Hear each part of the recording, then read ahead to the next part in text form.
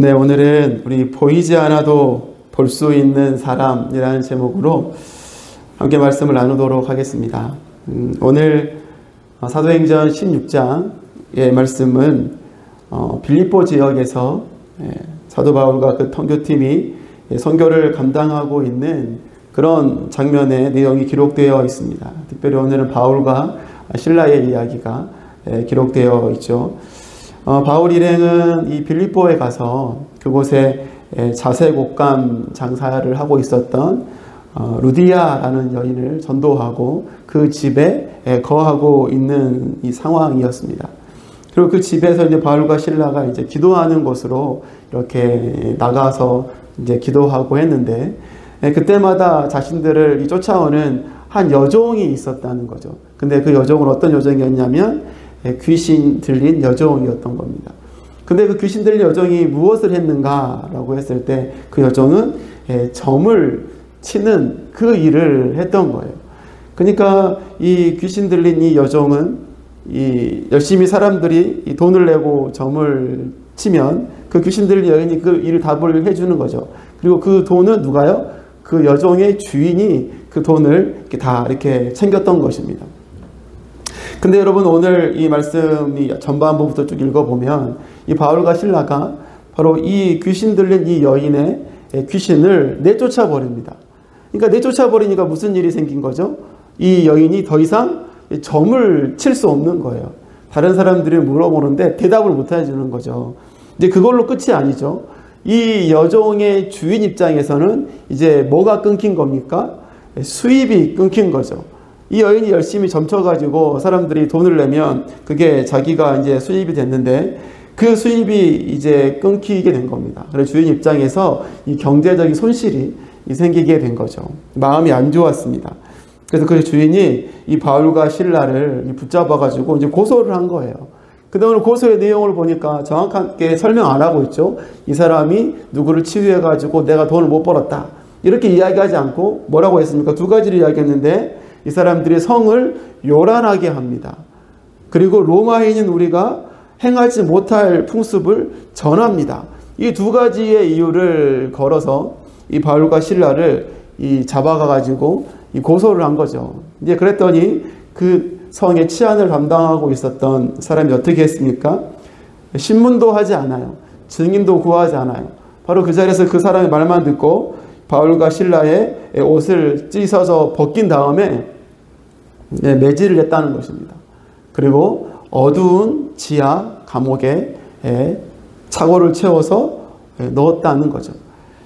사랑하는 여러분, 이 바울과 실라가 이러한 일을 당했을 때에 어떠한 마음이었을까요? 어떤 생각이 들었을까요? 어쩌면 되게 억울한 상황이잖아요. 억울하고 제대로 변호 한번 받지 못하고 제대로 이야기 한번 하지 못하고 매를 맞고 억울하게 옥에 갇힌 상황이었던 것입니다.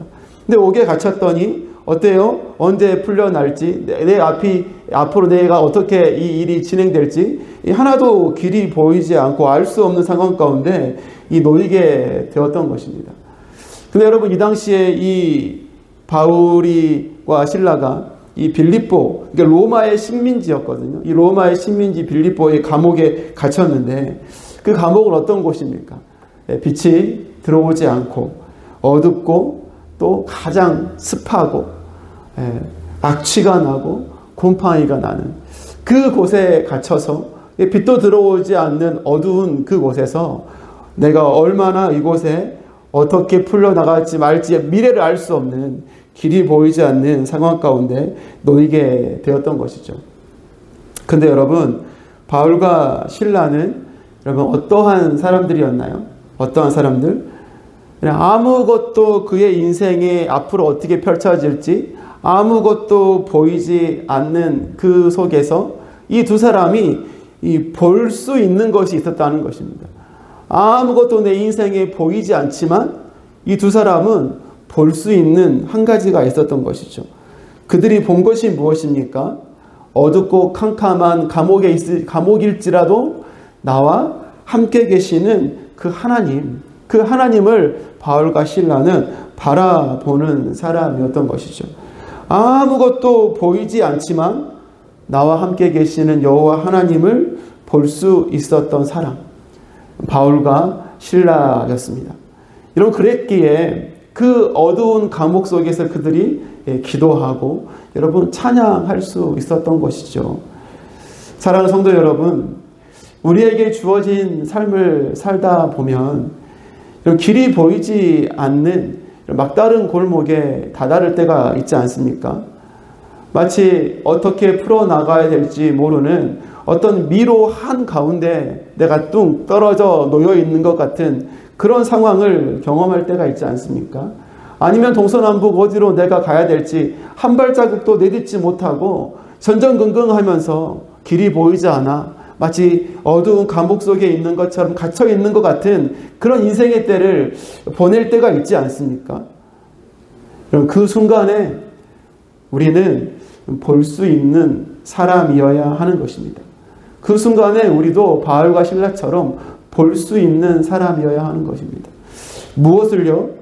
바로 우리를 자녀 삼으시고 우리와 함께 하시는 여호와 하나님을 그 순간에 우리가 볼 수 있는 사람이어야 하는 것이죠. 간절히 바라기는 여기 있는 우리 모든 분들이 바로 우리의 인생의 길이 보이지 않아도 나와 함께 계시는 여호와 하나님을 볼 수 있는 여러분 그러한 믿음의 삶을 살아가시는 저와 여러분들 되시기를 간절히 소망합니다. 여러분, 그렇다면 이와 같이 여러분 보이지 않아도 내 인생의 길이 보이지 않아도 이 볼 수 있는 사람, 그 사람의 삶은 어떤 삶일까요? 첫째로 그 삶은 보이지 않아도 여러분 길을 잃지 않는 사람이라는 것입니다. 내 인생의 길이 보이지 않아요. 내가 어디로 가야 될지 모르는 막막한 상황 가운데 내가 있어요. 그래도 이 사람은 어떤 사람이라고요?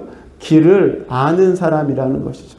내 인생의 길이 보이지 않아도 내가 어디로 나아가야 될지, 내가 어떻게 행동해야 될지 그 길을 아는 사람이라는 것입니다. 오늘 본문 25절 말씀을 한번 같이 읽도록 하겠습니다. 자, 시작. 한밤쯤 되어서 바울과 실라가 기도하면서 하나님을 찬양하는 노래를 부르고 있는데 죄수들이 듣고 있었다. 아멘. 그럼 아마도 바울과 실라는 되게 심하게 매질을 당했을 것입니다. 그래서 많이 아프고 많은 통증 때문에 잠을 쉽게 잘 수 없었을 거예요. 근데 그뿐만이 아니라 여러분 다리에 착오가 차여 있다는 것입니다. 그러니까 이렇게 네모난 판 위에 구멍이 이렇게 있는데 거기에 다리가 이렇게 들어간 상태에서 그걸 잠그는 거죠. 그러니까 다리를 움직일 수도 없는 거예요. 되게 심한 경우에는 구멍이 여러 개 있어가지고 되게 넓게 다리를 넣어서 잠그기도 했답니다. 이거 얼마나 고통스럽겠습니까? 그러니까 그런 상황이니 쉽게 잠을 이루지 못했을 것입니다. 그렇게 한밤쯤이 되었어요. 억울하게 잡혀왔고 무고하게 매를 맞았고 언제 풀려날지 알 수 없는 상황, 도저히 인생의 길이 보이지 않는 상황이었습니다. 그런데 이러한 상황 가운데 바울과 실라가 이런 무엇을 하고 있습니까? 하나님께 기도하고 하나님을 찬양하고 있다는 것이죠. 여러분, 이것이 길이 보이지 않는 상황 속에서 나와 함께 하시는 하나님을 바라보는 사람의 삶의 모습인 것입니다. 즉 보이지 않는 상황 속에서 하나님을 볼 수 있는 사람은 내가 어떻게 행해야 할지 그 길을 알고 있는 사람이라는 것입니다. 즉 내 인생의 길이 누구에게 달려 있다는 거죠? 하나님에게 달려 있음을 믿는 사람이고 하나님이 내 삶의 유일한 길이 되심을 아는 사람이고, 그렇기 때문에 길이 보이지 않는 상황 가운데 내가 무엇을 해야 될지 분명히 그 길을 아는 것입니다. 하나님께 매달리고 기도하고 찬양하는 것, 이것이 내 인생의 유일한 소망이고 희망이라는 사실을 분명히 알고 있는 사람인 것이죠.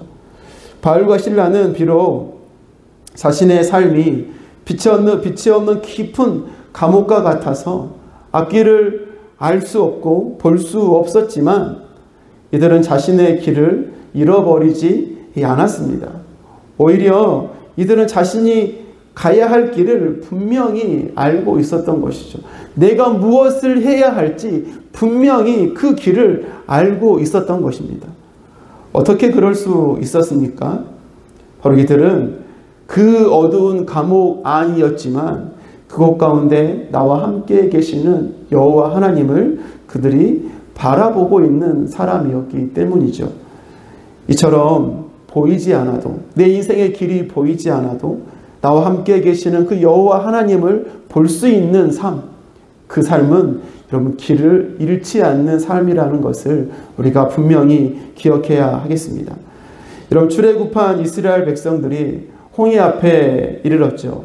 그런데 그들의 뒤에는 모래먼지를 일으키면서 애굽의 군대들이 그들을 잡으려고 쫓아오고 있었습니다. 여러분 어디로 가야 할까요? 길이 막힌 상황이었습니다. 사방이 길이 없는 상황, 어디로 가도 다 죽을 수밖에 없는 상황 가운데 이스라엘 백성이 놓여 있었습니다. 길이 보이지 않는 상황, 어두운 상황, 내 앞이 한 시간 뒤 내가 어떻게 될지 감히 예측할 수 없는 그 절망의 시간을 이 이스라엘 백성들이 보내고 있었던 것입니다. 그래서 어떤 사람은 하나님을 원망하고 어떤 사람은 모세를 원망하고 이제 우리 다 죽었다고 절망하면서 길을 헤매이고 있었다는 것이죠. 그런데 여러분 이러한 사람들 중에서도 유일하게 길이 보이지 않는 상황이지만 그 속에서 하나님을 바라보고 있었던 사람 한 사람 있었습니다. 바로 모세였죠. 모세는 길을 알고 있었습니다. 모세는 이 상황 가운데 자신이 무엇을 해야 할지 알고 있었습니다. 그는 하나님을 바라보고 있는 사람이었기 때문이죠. 그가 할 수 있는 것이 무엇이었습니까? 그들이 해야 될 길이 무엇이었습니까? 하나님께 엎드리는 거였죠. 하나님께 기도하는 것이었습니다. 그리고 하나님 말씀에 순종하는 것이었죠. 모세는 그 길을 알고 있는 사람이었습니다. 이처럼 길이 보이지 않는 상황 속에서 하나님을 바라보는 사람은 자신이 나아갈 길이 무엇인지를 분명히 아는 사람인 것이죠. 하나님이 우리의 유일한 길이요 도움이심을 아는 사람입니다. 그래서 바울과 실라도 그렇게 하나님 앞에 기도했던 것 아니겠습니까? 사랑하는 성도 여러분, 우리의 삶 가운데 길이 보이지 않을 때가 있지 않습니까? 답답한 상황이 있지 않습니까? 어떨 때는 자녀의 문제 때문에, 또 사업의 문제 때문에, 건강의 문제 때문에, 또 물질의 문제 때문에 여러분 답답해서 하나님 이것을 내가 어떻게 풀어가야 할까요? 도저히 길이 보이지 않아서 한숨만 나오는 그러한 상황 가운데 우리가 여러 번 놓여 왔었고 지금도 혹은 그 상황 가운데 내가 놓여 있지는 않습니까? 여러분 이처럼 길이 보이지 않는 상황 속에서 여러분 우리는 우리와 함께 계시는 그 하나님을 바라봐야 하는 것입니다. 하나님을 바라볼 때에 여러분 우리의 인생 가운데 우리의 길이 명확하게 보여지는 것이죠. 세상을 향해 더 힘쓰고 노력하는 것이 아니라 내 이 답답함을 끊어줄 수 있는 유일한 분이 하나님이심이 분명하기에 내가 이 시간 가운데 세상을 찾는 것이 아니라 하나님 앞에 엎드리고 하나님께 기도하고 하나님을 부르짖어야 하는 내 인생의 명확한 나의 갈 길이 보이게 되는 것입니다. 그렇게 바울도 길이 보이지 않을 때 하나님께 기도하고 하나님께 찬양하고 하나님을 의지했던 것 아니겠습니까? 여러분 길이 보이지 않을 때 그 길을 내 친구가 열어줄 수 없습니다. 그 길을 내 명예와 내 물질이 그 길을 열어줄 수가 없는 것입니다. 오직 하나님만이 그 길을 열어줄 수 있는 것이죠. 그렇기 때문에 우리는 늘 하나님을 바라보며 하나님께서 말씀하신 그 길로 우리가 한 걸음 한 걸음 늘 나아가야 하는 것입니다. 하나님을 바라보는 사람, 그는 결코 길을 잃어버린 자가 아니라 우리가 어디로 가야 할지 그 길을 분명히 아는 자임을 우리가 알고 우리가 어떠한 상황 가운데 있을지라도 하나님을 바라보며 하나님께 엎드리고 하나님께 더 나아가는 저와 여러분들의 삶이 되시기를 간절히 소망합니다. 여러분, 또한 우리 인생의 길이 보이지 않아도 우리와 함께 계신 하나님을 볼 수 있는 사람의 삶은 어떠한 삶일까요? 둘째로는요, 내 인생의 길이 보이지 않아도 사명을 잃지 않는 사람이라는 것입니다. 보이지 않아도 볼 수 있는 사람, 내 인생이 길이 보이지 않아도 사명을 잃지 않는 사람이라는 것을 우리는 기억해야 하겠습니다. 오늘 본문 25절 말씀에 보면 제가 한번 다시 읽겠습니다. 한밤쯤 되어서 바울과 실라가 기도하면서 하나님을 찬양하는 노래를 부르고 있는데 죄수들이 듣고 있었다. 여러분, 억울하게 감옥에 갇혀 있었던 바울과 실라는 그곳에서 기도하고 여러분 찬양했어요. 길이 보이지 않는 상황이었지만 그들과 함께 계신 하나님을 바라보고 있었기에 그들은 기도하고 찬양할 수 있었을 거예요. 근데 여러분, 이 상황 가운데 바울은 또 실라는 어떤 기도를 했을까요? 바울과 실라는 무슨 기도를 했을 것 같습니까? 하나님, 저 억울합니다. 하나님, 저 억울합니다. 빨리 풀어주세요. 빨리 꺼내주세요. 그럼 단순히 하나님 억울합니다. 빨리 풀어주세요. 여러분, 이런 기도를 했을까요? 근데 그러지 않았을 것 같습니다. 오늘 25절 말씀을 보면 한밤쯤 되었다라고 이야기를 해주고 있죠. 한밤쯤 되었다. 근데 여러분, 어떠한 이 주석 책에 보면 이 한밤쯤 되었다, 이 시간을 한 밤 12시쯤 되었다 라고 이렇게 해석을 해주는 책도 있어요. 그게 어쨌든 되게 늦은 밤이었다는 거예요. 그리고 그 시간에 바울과 실라가 기도하고 노래를 부르고 있었대요. 근데 여러분, 12시에 듣는 노래소리, 기도소리 어떠실 것 같습니까? 되게 은혜롭고 좋을까? 12시에, 밤 12시. 제 사랑하는 아이들이 너무 사랑스럽지만 밤 12시에 노래를 부른다 하면 저는 침묵을 원할 것 같아요. 근데 여러분, 그 노래소리. 근데 일반 가정도 집도 아니었어요. 매를 맞고 힘들고 지친 죄수들이 모여있는 감옥에서 밤 12시에 기도하고 노래하고 있다는 거예요. 근데 그 소리를 죄수들이 다 듣고 있었다는 것이죠. 그럼 사도 바울이 노래를 잘 불러서 자장가처럼 들렸을까요? 네, 그렇지 않았을 것 같습니다. 오늘 본문에서 이 듣다라는 이 표현을 기록해 주고 있는 성경의 이 원어의 단어가 보면은 이 듣다라는 이 단어가 신약에서 딱 한 번 이곳에 쓰였습니다. 이게 듣다라는 동사의 단어가 다른 단어들이 있는데 이곳에서 딱 한 번 쓰인 에파크로 아우마이라는 이 단어가 유일하게 신약에 쓰였다는 거죠. 일반적으로 이 듣는다라는 데 쓰인 단어가 아닌 특별한 단어가 쓰여진 거예요. 여러분, 이 단어는요, 되게 이 어떠한 사실을 깊이 있게 그것에 관심을 가지고 경청할 때 쓰인 단어가 바로 이 단어라는 것입니다. 어떠한 일에 대해서 되게 관심을 가지고 경청하여 듣는다. 그것을 설명하는 단어라는 거죠. 여러분, 감옥에 갇혀있던 간수들이 밤 12시에 늦은 시간에 사도 바울이 하는 기도와 찬양을 듣고 있는데 그 내용에 대해서 매우 관심을 기울이면서 집중해서 경청하고 있었다는 것입니다. 일반적으로 하나님, 저 억울해요. 저 풀어주세요. 빨리 풀어주세요. 이런 기도를 했으면 이 죄수들이 그렇게 했을까요? 그렇지 않았을 것 같아요. 사도 바울의 이 기도와 이 찬양은 여러분, 그의 삶과 사역을 드러내는 기도이고 찬양이었을 거예요. 하나님에 대해서, 예수 그리스도에 대해서, 자신의 사명에 대해서, 복음에 대해서 기도하고 찬양하지 않았을까요? 죄수들은 그 이야기를 귀담아서 들었던 것이죠.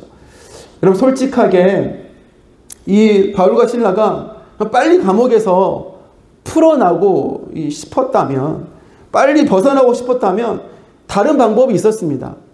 이 뒤에 이 16장을 다 읽어보면 아실 수 있을 텐데 그게 무엇이냐면 나는 로마 사람입니다. 왜 나를 신문도 하지 않고 매질을 하였습니까? 당신들 잘못했습니다. 라고 이야기했다면 그 자리에서 풀려났을 거예요. 근데 여러분 이 바울과 실라는 자신이 로마 사람이라는 신분을 여러분 말도 하지 않고 있습니다. 그렇기 때문에 이 바울과 실라의 기도는 자신의 억울함을 하나님 앞에 호소하고 자신이 빨리 풀려나기를 호소하는 기도가 아니었을 거예요. 당연히 예수 그리스도와 복음에 대한 그 이야기들을 하고 있지 않았을까요? 뿐만 아니라 감옥 문이 열린 것을 보고 나서 그들을 지키려고 했던 간수가 자결하려고 했습니다. 근데 그 자결하는 간수를 멈추게 하고 어떻게 하면 구원을 받을 수 있습니까? 라는 그의 질문 앞에 바울과 실라는 31절의 말씀을 하고 있는 것이죠. 주 예수를 믿으십시오. 그리하면 그대와 그대의 집안이 구원을 얻을 것입니다. 여러분 결국 이 사도 바울과 실라는 매를 맞고 감옥에 갇혀있는 상황에서도 아니면 그 감옥 문이 풀리고 그들의 수갑이 풀린 상황에서도 결국 똑같은 이야기를 하고 있었던 것입니다. 주 예수를 믿어라 외치며 찬양하고 기도하는 그들의 사명을 잃지 않고 끝까지 그 사명을 드러내는 삶을 살아가고 있었다는 것이죠. 어떻게 감옥에 갇혀서 내일을 알 수 없는 그런 길이 보이지 않는 상황 속에서도 자신의 사명을 잃지 않고 행할 수 있었을까요? 바로 자신의 삶 가운데 먼저 자신을 찾아오시고 자신과 함께 하시는 여호와 하나님을 그들이 늘 보고 있었기에 여러분 이런 삶을 살 수 있지 않았겠습니까? 하나님을 볼 수 있는 사람, 하나님을 늘 의식하고 바라보는 사람은 하나님의 말씀과 하나님의 명령과 주신 사명을 잊어버릴 수가 없는 것이죠. 늘 내 삶 속에 하나님이 생각나는데 늘 내 삶 속에 하나님이 내 큰 영역을 차지하고 있는데 어떻게 하나님의 말씀과 명령과 나에게 주신 사명을 우리가 모른 채 할 수 있겠습니까? 늘 기억하고 붙잡을 수밖에 없는 것이죠. 길이 보이지 않는 막막한 상황 속에서도 하나님을 바라보는 사람은 하나님께서 주신 사명의 길을 잃지 않고 걸어가는 믿음의 사람임을 우리는 기억해야 할 것입니다. 이처럼 길이 보이지 않는 답답한 상황 속에서도 이런 사명을 잃지 않고 살아갔던 사람들의 모습을 바울과 실라뿐만 아니라 오늘 사도행전은 우리들에게 많이 보여주고 있습니다. 특별히 초대교회 성도들의 모습 속에서 우리가 볼 수 있는데 초대교회가 세워지고 복음이 힘있게 전파되었고 예루살렘 교회의 사람이 많이 늘어났습니다. 복음이 힘있게 퍼져나갔습니다. 많은 사람들이 하나님께로 돌아와서 예루살렘 교회가 든든히 세워졌습니다. 하나님의 선교는 여러분 그렇게 진행될 줄 알았습니다. 교회가 예루살렘 교회가 든든히 세워지고 그 예루살렘 교회를 통해서 하나님의 교회가 그런 식의 방법으로 세워질 줄 알았던 것이죠. 그런데 여러분 그렇지 않았습니다. 교회에 극심한 박해가 일어났고 사람들이 잡혀갔고 사람들이 죽게 되는 일이 있었던 것이죠. 초대교회 성도들은 어떻게 해야 했을까요? 그 상황 가운데 길이 보이지 않는 어떻게 해야 될지 알 수 없는 막막한 상황 가운데 그들이 놓였습니다. 근데 그 가운데서도 상황과 환경에 길이 보이지 않는 상황이었음에도 불구하고 초대교회 성도들은 하나님을 믿음으로 바라보는 사람들이었지요. 그들이 하나님을 바라볼 때 그들이 해야 될 사명이 무엇인지 그들이 분명히 보였던 것 같습니다. 그래서 그들이 어떻게 했습니까? 사도행전 8장에 보니까 그렇게 흩어진 사람들이 돌아다니면서 복음을 전했다는 거예요. 또 사도행전 11장에 보니까 스데반에게 가해진 박해 때문에 흩어진 사람들이 어떻게 해요? 하나님의 말씀을 끊임없이 전했던 것이죠. 그들의 인생이 어떻게 정리가 되고 풀어질지 막막하고 보이지 않지만 하나님을 바라볼 때에 그들의 삶 가운데 하나님이 우리에게 원하시고 말씀하신 사명이 그들에게 분명하게 보여졌다는 것입니다. 사랑하는 여러분, 하나님께서 우리에게 주신 말씀과 사명을 잘 기억하며 살아가고 계십니까? 우리는 하나님 앞에 사명자로 부름받았다는 사실을 우리는 늘 기억해야 할 것입니다. 이 사명을 우리가 잘 감당하기 위해서 우리는 어떻게 해야 될까요? 오늘 말씀에 나와 있는 것처럼 하나님을 늘 바라보고 하나님을 늘 생각하고 하나님과 늘 가까이 지내는 것. 여러분, 그것이 우리의 사명을 더 선명하게 하고 그 사명을 지키며 살아갈 수 있는 우리의 지름길임을 우리는 기억해야 하겠습니다. 바라기는 우리 모두가 보이지 않는 삶 속에서 하나님을 바라봄으로 말미암아 사명을 잃지 않고 잘 행하며 살아가는 우리 모두가 되시기를 간절히 소망합니다. 그럼 이처럼 길이 보이지 않을 때 우리가 하나님을 바라보면 우리는 두 가지를 잃지 않는다고 했죠. 첫 번째로는 우리가 행할 길을 잃지 않는다고 했습니다. 둘째로는요, 우리의 사명을 잃지 않는다고 했습니다. 그리고 여러분, 우리가 마지막으로 기억해야 할 것이 있습니다. 보이지 않아도 볼 수 있는 사람의 삶.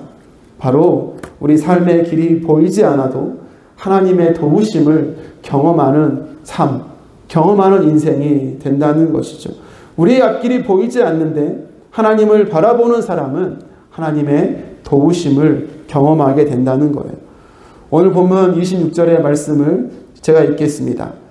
그때 갑자기 큰 지진이 일어나서 감옥의 터전이 흔들렸다.